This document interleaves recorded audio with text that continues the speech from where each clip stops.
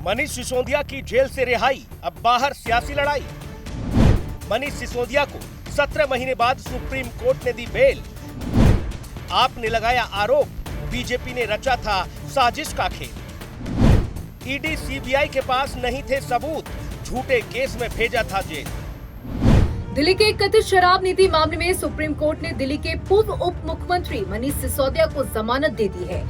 17 महीने बाद मनीष सिसोदिया जेल से रिहा हो गए हैं। मनीष सिसोदिया को जमानत देते हुए सुप्रीम कोर्ट ने कई महत्वपूर्ण बातें कही हैं। वहीं दूसरी तरफ मनीष सिसोदिया की जेल से रिहाई के बाद अब बाहर सियासी लड़ाई छिड़ गई है। आम आदमी पार्टी आरोप ये भी लगा रही है कि मनीष सिसोदिया को राजनीतिक साजिश के तहत फंसाया गया। उनके खिलाफ जांच एजेंसियां 17 महीनों में एक भी सबूत नहीं जुटा पाई हैं। इस मामले में पूरी कहानी इस रिपोर्ट में देखिए। सुप्रीम कोर्ट ने एक्साइज केस और शराब नीति के कथित घोटाले मामले में 17 महीने से जेल में बंद आप नेता और दिल्ली के पूर्व उप मुख्यमंत्री मनीष सिसोदिया को जमानत दे दी है। मनीष सिसोदिया का हरियाणा और दिल्ली के चुनाव से ठीक पहले बाहर आना एक बड़े परिवर्तन की ओर इशारा कर रहा है। मनीष सिसोदिया की जमानत से राजनीतिक पंडित अलग अलग अनुमान लगा रहे हैं। मनीष सिसोदिया के जेल से बाहर आते ही आप कार्यकर्ता और नेताओं ने उनका जोरदार स्वागत किया। मनीष सिसोदिया ने सबसे पहले दिल्ली के मुख्यमंत्री अरविंद केजरीवाल के घर पर जाकर उनके माता पिता का आशीर्वाद लिया और अरविंद केजरीवाल की पत्नी सुनीता केजरीवाल से मुलाकात की। राजघाट पर जाकर राष्ट्रपिता महात्मा गांधी को नमन किया। जेल से बाहर आने के बाद मनीष सिसोदिया ने हुंकार भरते हुए बीजेपी पर चुन चुन कर निशाने लगाए। और पूरी दिल्ली की जनता को आप कहेंगे क्या कहेंगे आप सबके लिए? नहीं, अभी तो मैं पार्टी ऑफिस चलूंगा, वहीं बात रखूंगा। अभी राजघाट जाएंगे। ये क्या कहेंगे जो आप मैंने अभी सबसे बजरंगबली जी के चरणों में प्रार्थना लगाई है और बजरंगबली जी ने मुझे आशीर्वाद दिया है। केजरीवाल जी के ऊपर भी बजरंगबली जी की बहुत कृपा है, विशेष आशीर्वाद है केजरीवाल जी के ऊपर बजरंगबली का। आप देखिएगा कि केजरीवाल जी को भी बजरंगबली का इसी तरह से आशीर्वाद मिले। आपने आशीर्वाद दिल्ली के लोगों के लिए, दिल्ली के लोगों के 500 जगहों पर रेड, दर्जनों से पूछताछ, फिर भी सबूत का अभाव। मनीष सिसोदिया की गिरफ्तारी के बाद से ही जांच एजेंसियों ने तकरीबन 500 जगहों पर रेड मारी, दर्जनों लोगों से पूछताछ की, लेकिन बावजूद इसके जांच एजेंसियां कोई पुख्ता सबूत नहीं जुटा पाई। यही वजह है कि जिस मामले में गिरफ्तारी के बाद जल्द जमानत मिलना मुश्किल होता है, उस मामले में सबूत के अभाव में सुप्रीम कोर्ट ने मनीष सिसोदिया को जमानत दे दी है। पीएमएलए कोर्ट में जमानत मनीष सिसोदिया के लिए बड़ी राहत। गौरतलब है कि पीएमएलए कानून के तहत जमानत नहीं मिलती, लेकिन मनीष सिसोदिया पर चल रहे तथाकथित घोटाले में सबूत न मिलने पर सुप्रीम कोर्ट ने उन्हें जमानत दे दी। आपको बता दें कि कोरोना के दौरान दिल्ली सरकार ने नई आबकारी नीति लागू की थी। इस शराब नीति के क्रियान्वयन में कथित अनियमितताओं की शिकायत आई थी, जिसके बाद उपराज्यपाल ने सीबीआई जांच की सिफारिश की थी। इसी मामले में मनीष सिसोदिया पर शराब विक्रेताओं को रिश्वत देने का आरोप लगा था। ईडी अगस्त 2022 में सीबीआई की तरफ से दर्ज मामले के संबंध में पीएमएलए के तहत एक्साइज केस के एक मामले में जांच कर रही थी। क्या मनीष सिसोदिया की गिरफ्तारी के पीछे बड़ी राजनीतिक साजिश?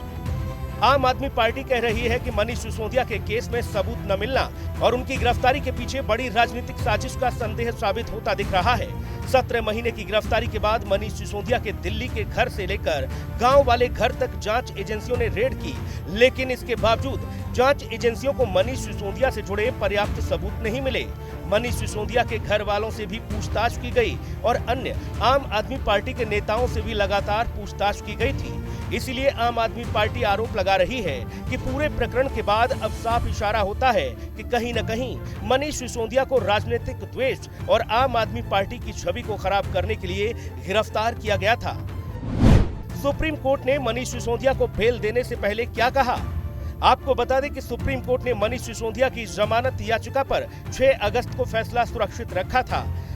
Justice VR. गवई और जस्टिस के.वी. विश्वनाथन की बेंच ने फैसला मनीष सिसोदिया के पक्ष में सुनाया है। फैसला सुनाते हुए सुप्रीम कोर्ट ने कहा कि मनीष को लंबे समय से जेल में रखा गया है। बिना सजा के किसी को इतने लंबे समय तक जेल में नहीं रखा जा सकता है। जांच एजेंसियों ने त्वरित सुनवाई के आधार का उल्लंघन किया है। शीघ्र सुनवाई का अधिकार संविधान के अनुच्छेद 21 के तहत स्वतंत्रता का एक पहलू है। मनीष सिसोदिया को शीघ्र सुनवाई के अधिकार से वंचित किया गया है। इस मामले में जमानत मांगने के लिए उन्हें निचली अदालत में भेजना भी न्याय का मजाक होगा। जमानत को सजा के तौर पर नहीं रोका जा सकता और निचली अदालतों को यह समझने का समय आ गया है कि जेल नहीं, जमानत ही नियम है। जहां एक तरफ आम आदमी पार्टी मनीष सिसोदिया को लेकर बीजेपी की साजिश बता रही है, तो वहीं दूसरी तरफ इंडिया अलायंस का भी साथ मनीष सिसोदिया को मिल रहा है। मनीष सिसोदिया की रिहाई पर इंडिया अलायंस के नेता क्या बोल रहे हैं, आप भी सुनिए।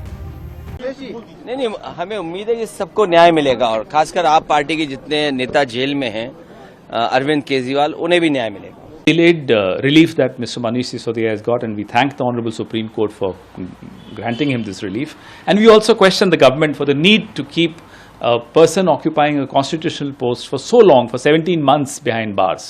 You are free to investigate. You must investigate anybody who's accused of any wrongdoing. But to keep people like Mr. Hemant Soren behind bars, Arvind Kejriwal or Manish Sisodia is a bit of a stretch. जब क्या मालूम है कि हमारे system में यही नियम था, बेल नॉट जेल।